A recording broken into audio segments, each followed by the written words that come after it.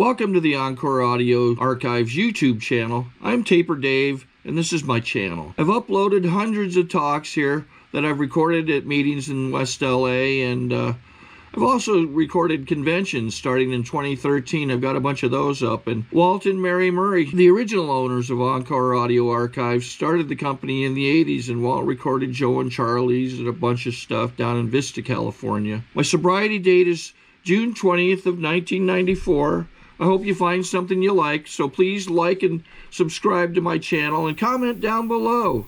If you want to hear something that I don't have or that you don't see, I'll see that I get it. Anyways, take care and have a great day if you want to. I'm Betty, and I'm a very grateful alcoholic. And let me tell you something, it's just wonderful to be here tonight. Maybe not up here, but boy,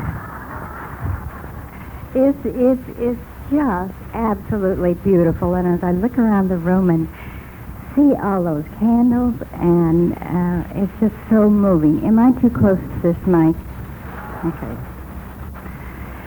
Well, I want to share with you, this is my first women's AA conference. And can you imagine speaking at your first conference? Well, I'm scared, obviously. But everybody's given me so much love and so much confidence that, I don't know, I'll go ahead and try. And I hope, as Pam said, what this is all about is that we come here and perhaps we're able to give a little bit and take something away. I mean, it is that, and that's what AA is, and this is the way I understand it. I want to say thank you particularly to all of you women tonight, because it was really because of you and each and every one of you that I could be here. I owe you my sobriety. Particularly thank yous to a special group of women who are here tonight who made the tremendous effort to come to Long Beach, where I was in the hospital, and bring to me the feeling that I had an identity with the fact that I, yes, could be an alcoholic. Because this was the hard thing for me to feel. I was still feeling and suffering from that terrible stigma, even though I had actually, with the help of my family, admitted myself to the hospital, and I knew I needed treatment. There was no question about that, but I was still having trouble with the word alcoholic. Then, thank God, today I don't. I'm a grateful alcoholic, and I'm proud of it, and I just hope we can have a lot more next year. I mean, women at the conference. I guess there's some that are still out there, though, that ought to come in. What do you think? I couldn't possibly go on any further without saying a thank you to my sponsor, the trustworthy friend. She's been everything to me, a leader, friend, a pal, a teacher. She's really very, very gently, and I say that as a compliment, given me the ability to understand the 12 steps of AA. I should say gently and patiently, because I was a very slow learner. But she's really done a tremendous job, and now I'm looking forward to, first of all, I want to establish my age. I'm 60 years old when I came into AA. And you know, that's pretty old. After all, when you're 60 and you have to seek help, things are rough. But I came in the April of 1978. And I celebrate my AA birthday and my BB birthday, which is my belly button birthday, right about the same time. And this year, I hope, with God's blessing, that I'll be able to have, I'll be 63, making me 3 years in this proud, wonderful organization. Of course, there's no reason to hide the fact I'm 63. I happen to be a very public person, as you all know. And every year they publish my age, so it wouldn't make any difference. If I tried to tell you I was 39 or 49 or something, you'd read it in the paper anyway. But there's a lot about being a public person that, like having your age published, that isn't so good, but it's also a disadvantage because people expect a lot of you. And, you know, when you're in that sort of distant place where people can't reach you, they put you on a pedestal. Particularly if your husband is an important man, whether you're important or not, you become important because you're his wife. And when you get on that pedestal and you find that they think so highly of you because you can't possibly do anything wrong, and pretty soon you begin to believe it. And when you believe it, you're in trouble. So the difficult situation is, of course, even the doctors and your friends don't dare to approach you and tell you that you've got a problem. And this is where it becomes very hard for someone to see that they need help. My doctors and my friends were all very kind. They were wonderful. They kept saying, oh, she's fine, and the doctors kept saying, you need another pill. And I found with an injured neck in pills just it was a solid form of alcohol.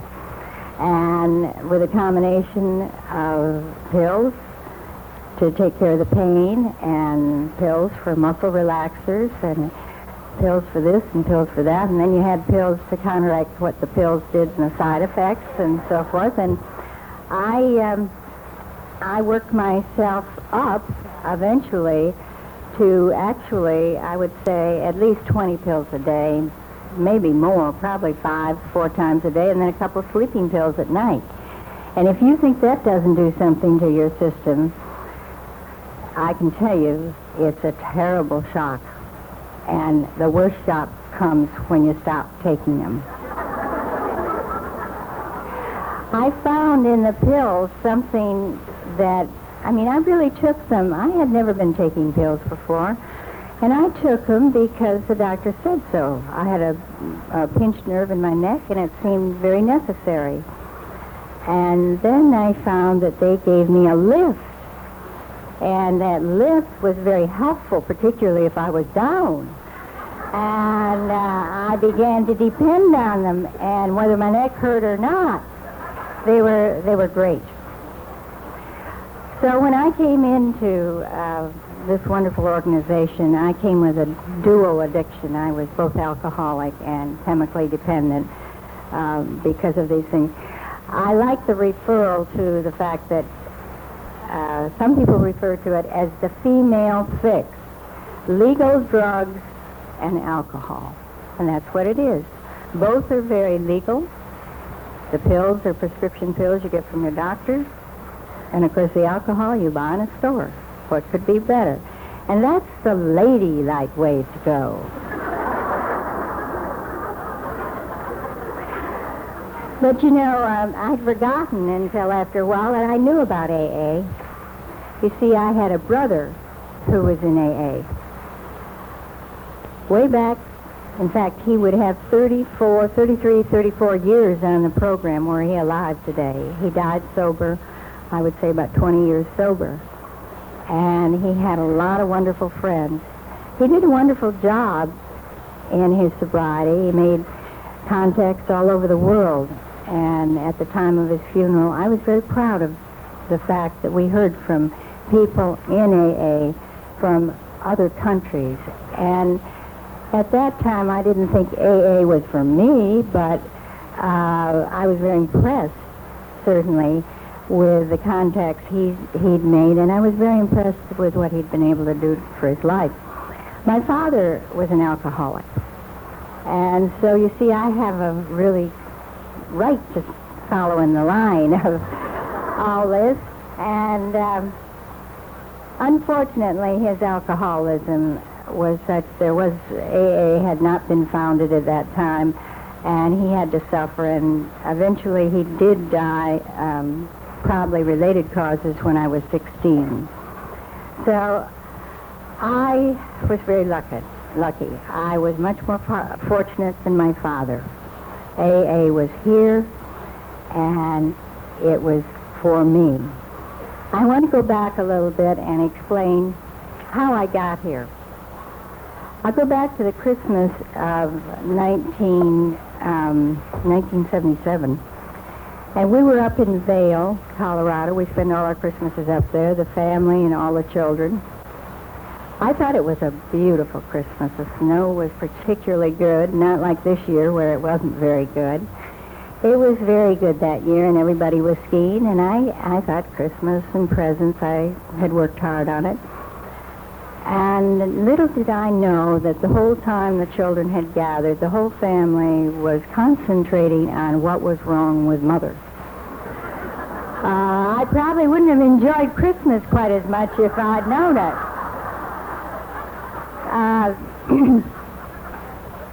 At that time, of course, alcoholism to my family was something that they did not want to address. They certainly did not want to think of me as an alcoholic, but in their conversation, they talked about how Mother didn't remember things. Susan complained because, you know, she'd say, I talked to Mother yesterday on the phone, and I told her all this, and she called me back today, and she doesn't remember a thing. Now, I don't know that I was functioning in a blackout, but I sure was under heavy sedation, I know.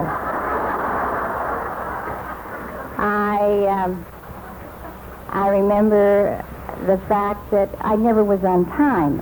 I was just slow. I was so slowed up, you know, that I could never make it. I mean, they finally scheduled. We have a schedule in our family where, you know, departures and arrivals. Believe it or not, we do. And the sheet for me was always different than for everyone else. And I never caught on. But after this big conversation at Christmas time, things began to roll and things began to work. No one wanted to take the responsibility. And thank God my daughter finally said, well, if nobody else is going to do anything about it, I am. And she went to the doctor we both used, our gynecologist, who knew me and was obviously well aware of the problem. And he was a good friend, but she also knew he was in AA. So she went to this doctor and she said, when are you going to do something about my mother? And after all, he was my doctor, and he just looked her right in the eye and he said, honey, I thought you'd never ask. So that was the beginning, and to continue, the doctor came over at the house, and he called on me, and I, of course, received him in my nightgown and robe, and that was my usual attire at 10 in the morning. I mean, you know, you're dressed for lunch.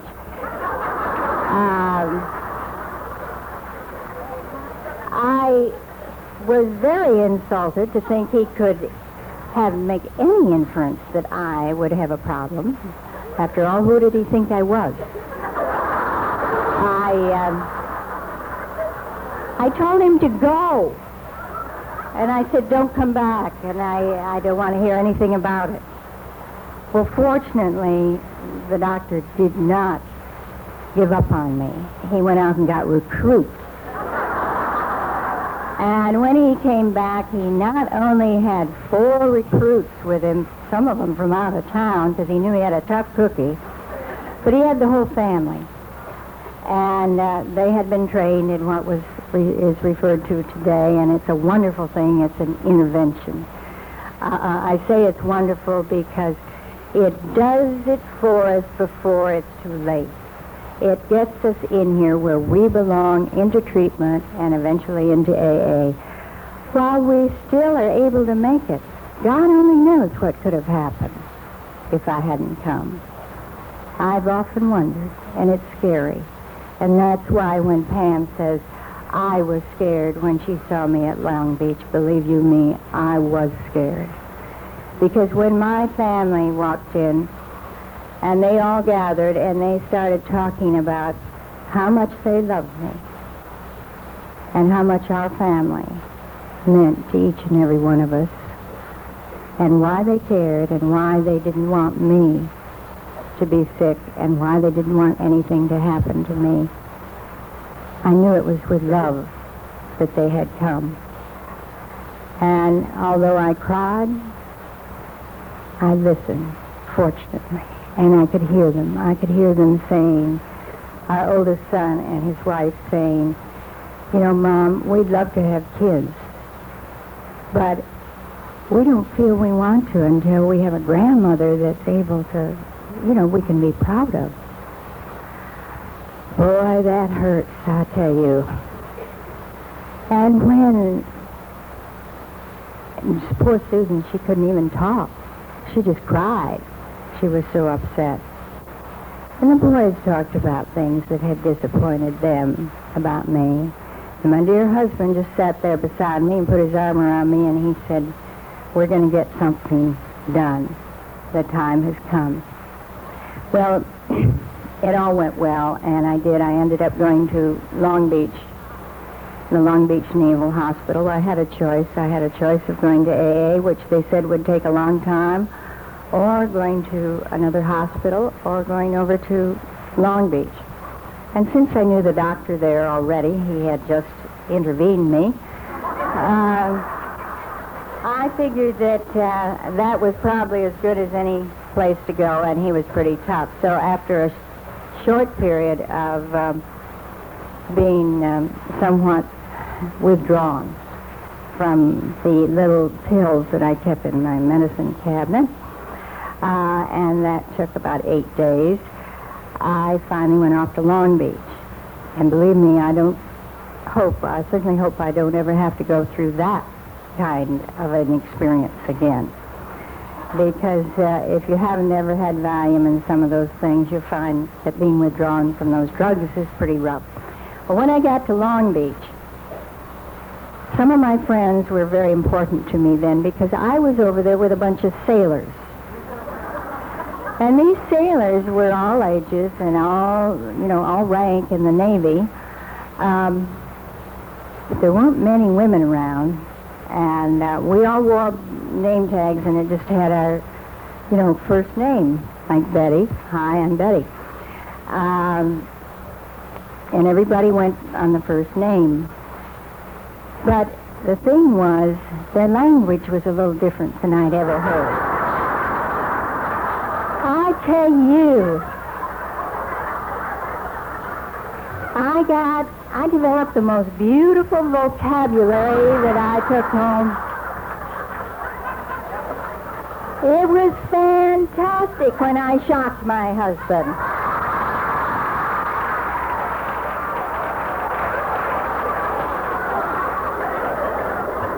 I want you to know, when I went in there, I went in only, and I think most of you would understand this, that I was going in because I had taken, I'd gotten addicted to a few pills. It was a chemical addiction, they said. They didn't dare use the word alcohol. No way. That would have been too much for me to swallow. But 10 days later, they did a second intervention while I was there. And the second intervention, really, it got me saying, I give up. I guess I am. And I put out a statement at that time saying that I was dually addicted, and I'm glad. So it was something that had to be broken within me, and it was right, but I hated it. I went in there, I think, with a certain amount of being willing to cooperate. That was what I was sort of doing, to see maybe they did have something. And I think even after I came out of Long Beach and went home and started in AA, I had that same attitude. I figured there had to be something there because all these women and men that I met seemed so happy, and they were so warm, and they were so friendly. And I better stick around and find out a little bit, at least cooperate until I find out whether I really am one. I had my doubts for quite a while. But, you know, listening in an AA meeting, and that's what's the beautiful thing about it, and I say this to any newcomers, for gosh sakes, keep going back, keep coming back to our meetings, because it's only through this listening, and you can't hear much the first few meetings. You know, your ears are pretty well plugged up, but if you keep going back, and you keep listening, and the magic words to me were, keep coming back and keep listening. And I did it, and I did it. And I found each meeting I learned, maybe I picked up just one little thing. And I was a slow learner. But eventually, I heard my story. And eventually, I knew that if I looked deep enough within myself, and I was truly honest, and believe me, it was hard, that, yes, I had the disease of alcoholism. I fit the mold. And I think at that point I was so relieved to know that that was what it was, and that I wasn't just out there still wandering around.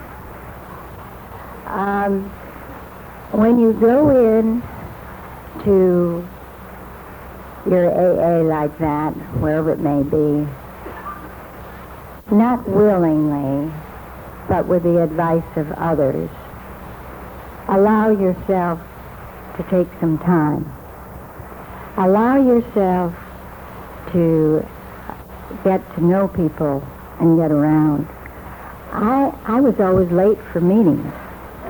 You know, I was still running late. Until finally, somebody spoke up at a meeting. They said, well, if you can't make it on that time, why do you make it at all?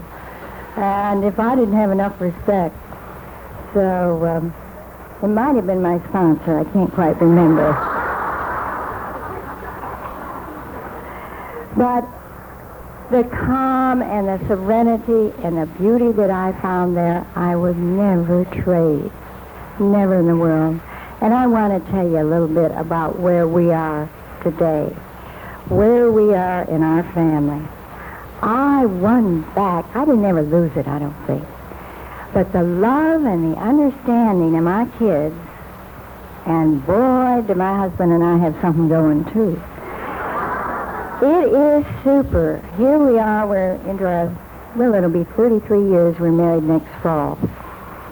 And the last 3 of them have been the very best. And that's something to say when you're up in your 60s.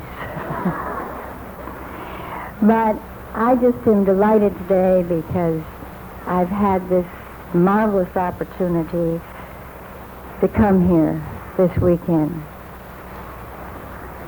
You know, you've given me so much love and so much support, particularly tonight, because you've got no idea how scared I was. Ooh, I was perspiring down there, just terrible.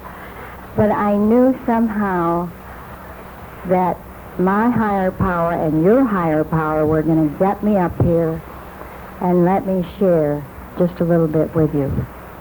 I love AA, and I love all of you women in it. I'm proud to be a grateful alcoholic. I think it's neat because I'm really glad that the world knows it too, because I've learned a lot about it in the last 3 years, and I've tried to go out and talk a little bit because, you know, people will listen for me. I know it's just in the name, and but I can carry the message a little bit, and I know that this is what the 12th step is all about. If we can carry the message to other alcoholics, this is where we're going to find our sobriety in many ways. So I'm going to keep on working those 12 steps. I'm going to keep carrying the message, and I'm going to keep loving you, and I'm going to keep coming back, and I'm going to keep listening. Thank you very much.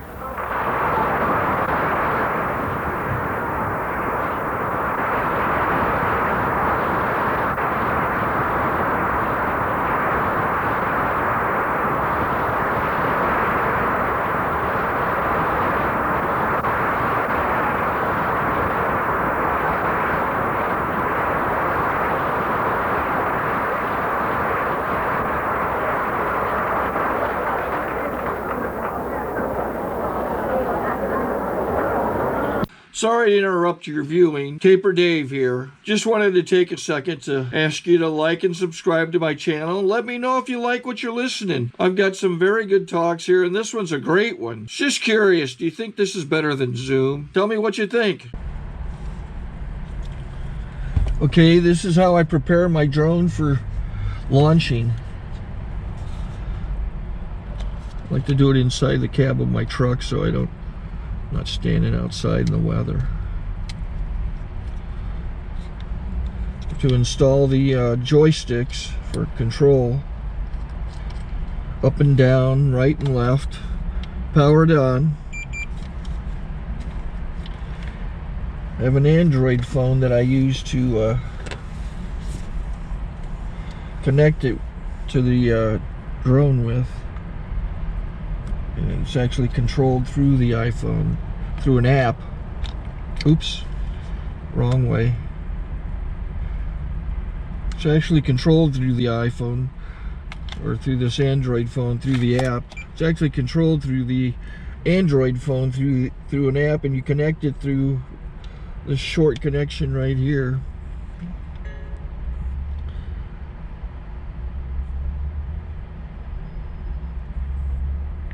Remote control connected. Remote control's connected. So I pull out the drone. I have to extend the legs. Long legs extended first, then the short legs.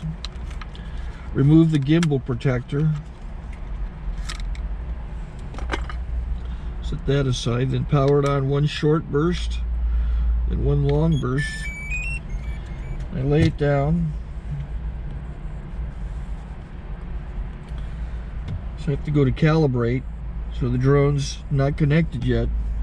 It shows you here as this drone gets disconnected, even though the remote's powered on. So the drone has to establish it's connected. So I go into the app to calibration mode. First I'll calibrate the remote controller. Start calibration. Out, in, oop, out, in, up, down, and then this little wheel is to control the gimbal. So it's calibrated. Go to gimbal calibration, start calibration, and then it calibrates the gimbal. I don't know if that shows up. The gimbal's moving all over the place. Changes, you can see it on the video. And I'm calibrated to take off.